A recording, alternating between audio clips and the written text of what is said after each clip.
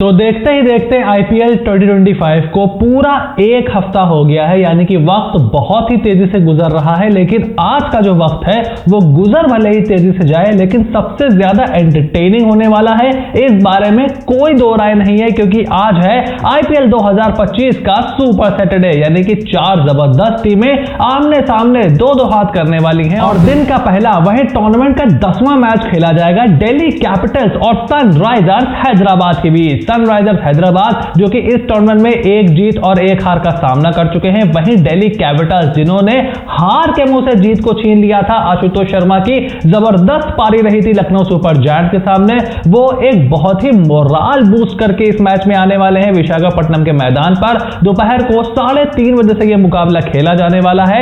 और अगर आप दोनों ही टीमों की प्लेइंग 11 पर जल्दी से नजर डालो तो सबसे पहले दिल्ली कैपिटल्स से शुरू करते हैं। Jake Fraser McGurk, Faf du Plessis के साथ यह टीम ओपन कर रही है। अभिषेक पोरल विकेट कीपिंग कर रहे हैं। केएल राहुल नंबर 4, अक्षर पटेल, ट्रिस्टन स्टब्स, विपराज निगम, मिचेल स्टार्क, कुलदीप यादव, मोहित शर्मा और मुकेश कुमार इस टीम से हमें खेलते हुए दिखाई देंगे।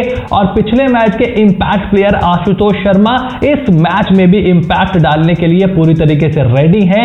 अब यहां पर गौर करने वाली बात यह है कि 2 ओवरसीज ओपनर्स के साथ उतरेगी दिल्ली कैपिटल्स, यानी कि सामने वाली टीम जो है वो आपको स्पिन का इस्तेमाल करते हुए जरूर नजर आएगी। और सनराइजर्स हैदराबाद के 3 तिगाड़ा काम बिगाड़ा, तीनों लेफ्ट हैंडर हमारे यहां पे देखने को मिलेंगे। Abhishek Sharma, Travis Head, Ishan Kishan, followed by Nitish Kumar Reddy, Henry Klaasen, Aniket Verma, Abhinav Manohar, Pat Cummins, Simarjeet Singh, Harshal Patel, Mohammed Shami और एडम जैम्पा को यह team as an impact player यहां पर इस्तेमाल करेगी। अगर पहले गेंदबाजी कर रहे हैं तो ऑब्वियसली एडम जैम्पा अंदर रहेंगे और उसके बाद आपको ट्रेविस हेड या जो भी आपको player as an impact player लेकर के आना होगा आप उनको लेकर के आ सकते हो। अब बैटिंग दोनों टीमों की डीप है, लेकिन कोई बहुत ज्यादा डीप नहीं है, तो यह चीज यहां पर जरूर गौर करने वाली होगी। और क्योंकि पिछला मैच यहां पर हार का सामना करना पड़ा था सनराइजर्स हैदराबाद को, 190 रन बनाने के बाद हम बात कर रहे थे कि कम स्कोर पर रोक लिया सनराइजर्स हैदराबाद को, तो यह चीज भी दिल्ली कैपिटल्स को ध्यान में रखनी पड़ेगी। मिचेल स्टार्क सामने होंगे, अभिषेक शर्मा, ट्रेविस हेड, आपको याद ही होगा केकेआर के कपड़ों में कितना जबरदस्त परफॉर्म किया था मिचेल स्टार्क ने, क्या इस बार वो दिल्ली कैपिटल्स के लिए रेप्लिकेट कर सकते हैं? That will be very interesting. और सबसे पहले 3 प्रेडिक्शन ले लेते हैं। पहले प्रेडिक्शन ये है कि 200 से ज्यादा रन बनने वाले हैं इस मैच में। भाई एसआरएच सामने है तो 190 तो पिछली मैच में विकेट गिर के बन गए थे, तो 200 इस मैच में भी जरूर बनेंगे। उसके बाद ईशान किशन मेरे हिसाब से सबसे ज्यादा रन मारने वाले हैं सनराइजर्स हैदराबाद के लिए, और सनराइजर्स हैदराबाद को ही मैं इस मैच में जीतते हुए देख रहा हूं। यानी कि दिल्ली कैपिटल्स को एक मैच में जीत मिल चुकी है, तो इट इज फेयर कि एक मैच में थोड़ा सा उनको हार का मजा मिले ताकि थोड़ा सा बैलेंस यहां पर बना रहे और टूर्नामेंट और ज्यादा इंटरेस्टिंग होता रहे। बट कीपिंग दैट असाइड मुझे ऐसा लगता है कि सनराइजर्स हैदराबाद कंपैरेटिवली थोड़ी सी बेटर टीम यहां पर होगी। अब विशाखापट्टनम में कंडीशंस हमने देखी भी हुई हैं, तो उस पर भी हमें मद्देनजर यहां पर चीजों को रखना पड़ेगा। But at the end of the day मुझे थोड़ी सी ज्यादा बैलेंस नजर आ रही है सनराइजर्स हैदराबाद, इसीलिए मैं उनके साथ जा रहा हूं। और उसके बाद दिन का दूसरा और टूर्नामेंट का 11वां मैच खेला जाएगा चेन्नई सुपर किंग्स और राजस्थान रॉयल्स के सामने, और यह मैच गुवाहाटी के मैदान पर हमें देखने को मिलेगा शाम को 7:30 बजे से। पिछले मैच में चेन्नई सुपर किंग्स को करारी शिकस्त का सामना करना पड़ा है रॉयल चैलेंजर्स बेंगलुरु के सामने। 2008 से 2025 का वक्त आ गया था और अब दूसरी बार उनको चेपॉक के मैदान पर आरसीबी ने ढेर कर दिया है, तो बहुत ही बड़ी चोट लगी है चेन्नई सुपर किंग्स के न सिर्फ रिकॉर्ड को बल्कि उनके मोमेंटम और उनके कॉन्फिडेंस को भी। लेकिन अच्छी चीज उनके लिए यह है कि सामने भाई राजस्थान रॉयल्स है, जो कि इस टूर्नामेंट में बहुत ही खराब शुरुआत उन्होंने की है। पहले 2 मैचेस में उनको हार का सामना करना पड़ा है। कप्तान संजू सैमसन अभी भी फील्ड पर आने के लिए अवेलेबल नहीं है और रियान पराग की कप्तानी का अच्छा खासा टेस्ट हो रहा है। दोनों ही टीमों की प्लेइंग 11 आपको बताएं तो Ruturaj Gaikwad, Sachin Ravindra, Shivam Dube, Deepak Hooda, Sam Curran, Ravindra Jadeja, MS Dhoni, Ravichandran Ashwin, Noor Ahmad, Pathirana, Khaleel Ahmed और Rahul Tripathi as an impact player हमें खेलते हुए दिखाई देंगे। अब देखो, let put first things first, Mahendra Singh Dhoni अगर नंबर 9 पर बैटिंग करने वाले हैं तो I will be really blunt, और इस चैनल पर जो लोग रेगुलर फॉलो करते हैं they know that I am a Mahendra Singh Dhoni devotee. But उनको अब अगर नंबर 9 पर मेरा भाई बैटिंग करनी है तो ये आईपीएल में अब उनके लिए कोई जगह नहीं बची है।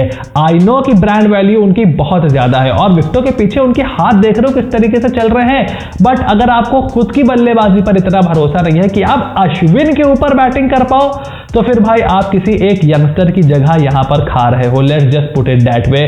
कप्तानी अब आप कर नहीं रहे हो, जब तक आप मैदान पर रहोगे ऋतुराज गायकवाड़ को पूरी तरीके से कंट्रोल नहीं मिलेगा, सो वो भी उस तरीके से डेवलप नहीं होंगे। ठीक है, एक साल आपने उनकी रहनुमाई कर ली, सब कुछ अच्छा रहा। आपको मेरे ख्याल में तो ये था कि जो 2023 में जीती थी Chennai super Kings IPL final, वो एक बहुत ही बेहतरीन एंड होता महेंद्र सिंह धोनी के करियर का, but he has prolonged his career and look I was happy, everybody is happy. But number 9 पर आप बल्लेबाजी नहीं कर सकते। कोई भी क्रिकेटिंग लॉजिक उसको नहीं बता सकता, चाहे आप कितना भी थला कर लो, थला का दिमाग, थला ये थला वो, नंबर 9 पे आप बल्लेबाजी करोगे तो आपकी इस टूर्नामेंट में, इस टीम में जगह नहीं बनती है। As simple as that. उसके बाद राजस्थान रॉयल्स की तरफ चलते हैं। Yashasvi Jaiswal, Riyan Parag, Nitish Rana, Dhruv Jurel, Shimron Hetmyer, Shubham Dubey, Hasaranga, Archer, Deshpande, Maheesh Theekshana, Sandeep Sharma और Sanju Samson as an impact player खेल रहे हैं। उम्मीद है कि इस मैच में नहीं तो अगले मैचेस में वो as a captain, as a full time member हमें दिखाई देंगे। बट देखो ज्यादा कुछ कर नहीं सकते। राजस्थान रॉयल्स ने ऑक्शन में ही गड़बड़ कर दी थी। एक बार आप ऑक्शन में गड़बड़ कर दोगे, वही 10 साल पुरानी स्ट्रेटजी, 5 बॉलर 6 बल्लेबाज मॉडर्न टी20 को आप अपनाओगे नहीं, उस सोच के तहत नहीं खेलोगे, पीछे रहने वाले हो, पीछे आप रहने वाले हो। और टीम मुझे उस तरीके से फ्लो में भी नहीं दिखाई दे रही है, और ऐसा होता भी है जब आपका कैप्टन भी नहीं अवेलेबल होता है। हालांकि 242 बनाए थे पहले मैच में राजस्थान रॉयल्स ने एसआरएच के सामने चेस करते हुए, बट सेकेंड मैच में केकेआर उनकी अच्छी खासी फैंटी लगा दी। अब देखना यह है कि इस सीएसके के मैचअप के सामने वो कैसा खेलते हैं, बिकॉज जो गुवाहाटी का मैदान है, जो पिच हमने देखा था पिछले मैच में, गेंदबाजों को बहुत मदद मिल रही थी। स्पिन गेंदबाजों की हम बात कर रहे हैं, गेंद पड़ के टर्न हो रहा था, ग्रिप हो रहा था, शॉट मेकिंग मुश्किल थी। तो इस मैच में एक तरफ हसरंगा और थीक्षाना है, थीक्षाना जो कि पहले सीएसके का हिस्सा थे पिछले साल तक, और दूसरी तरफ नूर अहमद, रविचंद्रन अश्विन और रविंद्र जाडेजा है। सो स्पिनर दोनों टीम के पास बहुत अच्छे हैं, टी20 के बहुत ही काबिल और एक्सपीरियंस स्पिनर है। अब देखना यह है कि इस स्पिन अटैक में कौन सी टीम बाजी मारती है। मुझे ऐसा मानना है कि जो टीम बेहतर बल्लेबाजी करेगी वो जीतेगी, और ऐसे में मेरी 3 प्रेडिक्शन है कि सबसे पहले 200 रन तो नहीं बनने वाले हैं, यहां में 180 बन जाएंगे। So I will be really really happy batting first. उसके बाद ऋतुराज गायकवाड़ मुझे ऐसा लगता है कि सीएसके के लिए, बल्कि ओवरऑल भी सबसे ज्यादा रन बनाने वाले हैं, क्योंकि देखो ऋतुराज गायकवाड़ का क्या मैंने देखा है कि जब कंडीशंस टफ होती हैं, जब विकेट में स्पिन होती है या विकेट में स्विंग होती है, बाउंस होता है, लो बाउंस होता है, ग्रिप होती है, वो एक अलग ही रडार पर चले जाते हैं। खास करके स्लो विकेट पर वो एक अलग ही गियर पा लेते हैं। So I am backing Ruturaj Gaikwad to do well in this match. और उसके बाद चेन्नई सुपर किंग्स के साथ हमारा दिल लगा हुआ है, तो हम तो सीएसके के ही विन की यहां पे प्रेडिक्शन करने वाले हैं।